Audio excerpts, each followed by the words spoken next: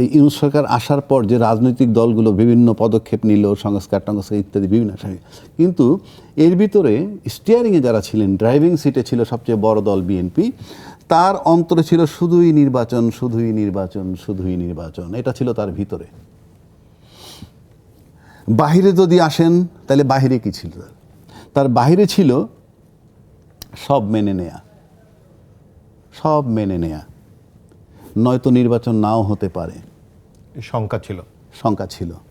এবং মেজর হাফিজ অলরেডি বলেছেন যে আমরা গণভোট মেনে নিয়েছি এই কারণে, নাইলে নির্বাচনটা হতো না, এটা তারা মনে করেছে। তার মানে বাহিরে যেগুলো ছিল এগুলো তাদের সত্যিকার বিষয় না, এটা প্রতারণার মতো।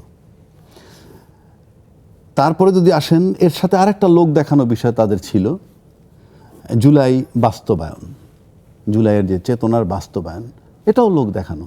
লোক দেখানো যদি না হবে তাহলে এত বিতর্ক কেন এখনো?